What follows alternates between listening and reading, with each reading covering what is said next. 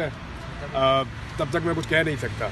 फैसला आ जाए तो फिर पता चलेगा कि क्या फैसला। इमरान भाई, एंटी करप्शन पंजाब का आपसे क्या है मामलात हैं, क्योंकि वो कह रहे हैं कि उनकी वजह से ये रखा गया है दोबारा से। मैं तो किसी सरकारी पोस्ट पे कभी रहा भी नहीं, और ये मुकदमे की दुर्गत बन गई थी वहाँ पे। पूरी अदालत एंटी करप्शन वालों पे हंस रही थी। डीजी को जज ने 2 दफ़ा बुलाया, वो आए नहीं। यानी कोई आदमी भी इसमें पेश होने के लिए और सामने आकर इसको फेस करने के लिए तैयार नहीं था।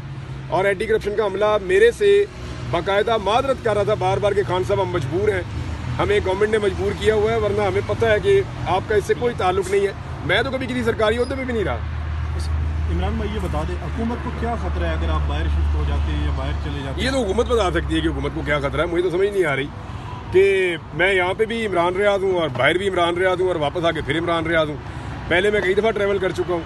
इवन मुझे ऑफलोड किया गया और मैं दोबारा गया, फिर वापस आ गया। मुकदमा थे, वापस आया, फिर मुकदमे लड़े, फिर गया, फिर वापस आ गया। तो ये तो रूटीन है, आप ट्रैवल करते रहते हैं। ये ज़रा हज वाला मामला है, इसलिए थोड़ा हसास है कि मैं चाहता हूँ कि मैं ज़रा चला जाऊँ, टाइमली चला जाऊँ, हज कर दूँ।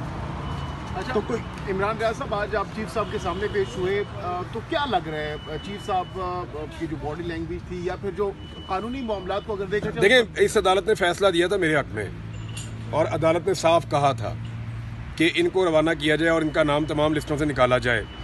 उसके बावजूद मुझे नहीं जाने दिया गया। अब वो मुझे रोक रहे हैं, जाने से रोक रहे हैं, तो ये तो अदालत के फैसले पे इम्प्लीमेंट का मामला है। तो मैं उम्मीद करता हूँ कि चीफ जस्टिस इस मामले के ऊपर इंसाफ उसी तरह मुझे देंगे जो इंसाफ का तकाजा है। इमरान भाई, आज फैसल वाडा स्टाफ तो इन्हें अदालत में पेश हुए हैं, उनके साथ नून लीग के भी वो जो है इजहार यकजहती के लिए आए हुए हैं, तो वो आज़ाद हैं, और फिर जो है वो नून लीग वाले और पीपल्स पार्टी वाले उनके साथ इजहार यकजहती कर रहे हैं, क्या कहेंगे?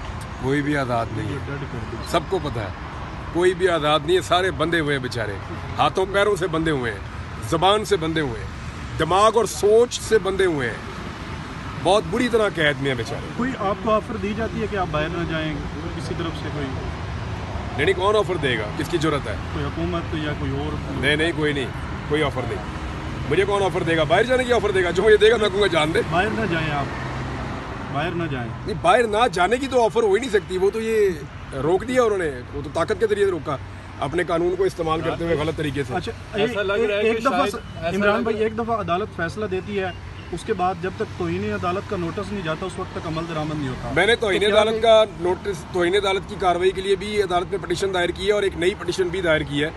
और मैंने पहले से बताया कि कौन कौन से मुकदमा है, सारी तफसीलात भी अदालत में दी हैं, और ये भी बताया कि मुमकिन तौर पर फर्दर ये क्या कर सकते हैं।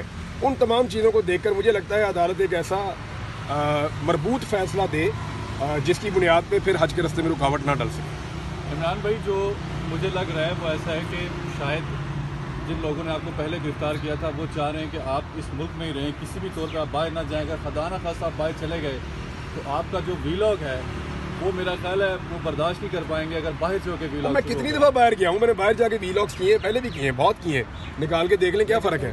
मैं पाकिस्तान में भी यही हूँ, बाहर भी यही हूँ, लेकिन उनको लगता मैं है यार देखो मैं मुस्तकिल हैसियत में ना चले जाए और वहाँ से वीलॉग मुस्तकिल ना आना शुरू हो जाए। तो मुस्तकिल ही कर रहा हूँ, यहाँ पे भी कौन सा मैं वक्फे के साथ कर रहा हूँ, रोजाना 2 वीलॉग करता हूँ। कुछ लोग कहते हैं कि बाहर जाके आदिल राजा बन जाएगा अगर बाहर चले गए तो। आपको लगता है? आदिल राजा की ट्रेनिंग किसने की है? किसने की है? मेरे से पूछना, साबिर शाकिर का पूछो, मेरे से पूछना, किसी सहाफ़ी का पूछो, आदिल राजा का उनसे पूछो जिन्होंने ट्रेन किया उसको। सर, आज मुद्रमान कमीशन रिपोर्ट में एफआईआर ने बुला लिया कि ट्वीट क्यों किया मुद्रमान कमीशन को, उन्होंने बुला लिया बैरिस्टर गौहर को और खान साहब के बारे में भी। अच्छा, ये मामला हाई कोर्ट में आ गया मेरी इत्तला के मुताबिक, और कियानी साहब की अदालत में शायद लग गया है।